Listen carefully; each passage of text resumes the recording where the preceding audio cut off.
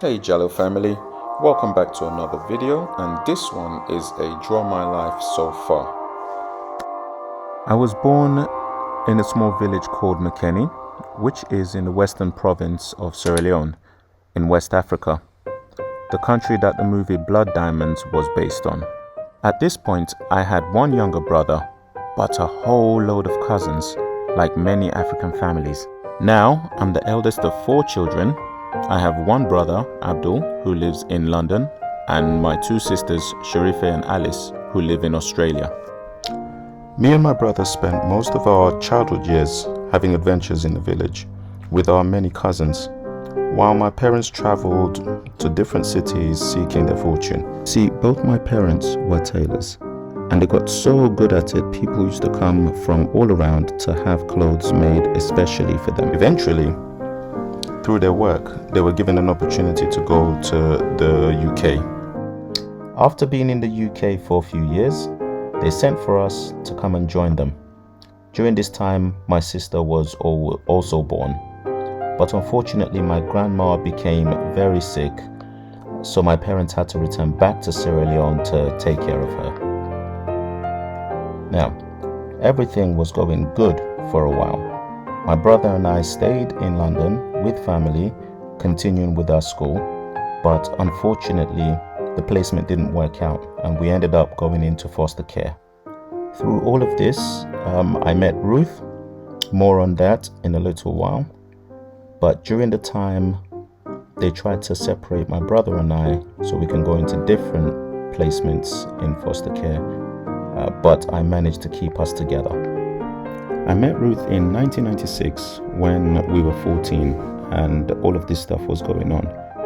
But we got through school and went to college. Being in college was tough because we were at different colleges. And during this time, we found out that Ruth was pregnant with our first child, Saffron. It was time to be grown-ups. So we went and got jobs. I got a job in Sainsbury's, stacking shelves and working in the freezer, and eventually got another job in JD Sports, which was a little less chilly than Sainsbury's. I was saving for the arrival of Saffron. I knew she was going to need food, clothes, a cot, a stroller, nappies, bottles. There's so many things that babies need before they arrive.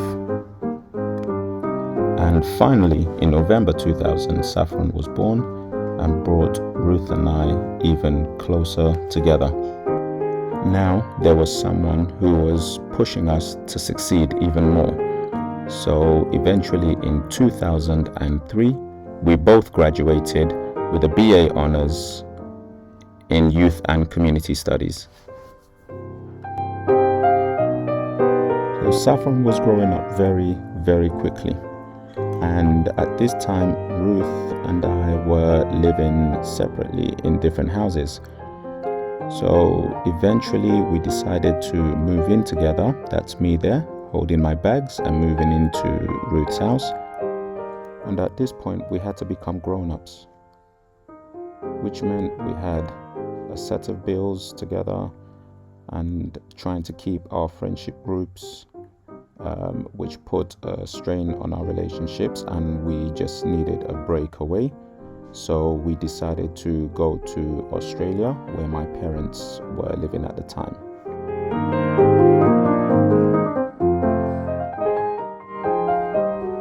We fell in love with the country and fell in love with just the way of living and decided we wanted to be there. So we decided to fly back to the UK and create a new goal, which was Operation Move to Australia. So what we needed to do was go back and go save money. So in 2008, we got married, but we got engaged in 2007 on Ruth's birthday. And during that time, we also found out that Ruth was pregnant with our second child, who was born in 2009, baby number 2.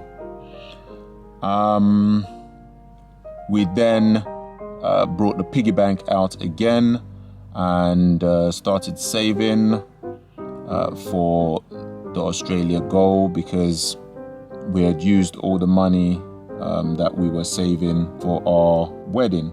So Goal Australia was back on again, and this time we had to make sure that we had enough, so when we go to Australia we were ready.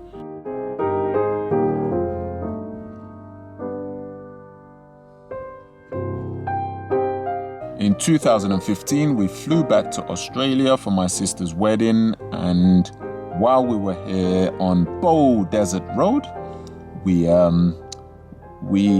saw a sign for an agent that can help with visas.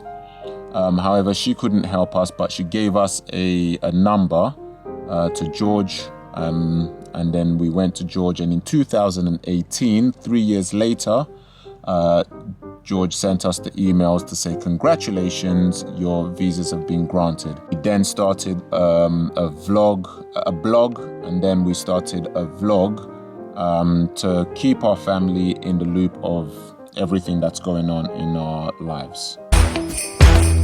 We can hang out on the beach without free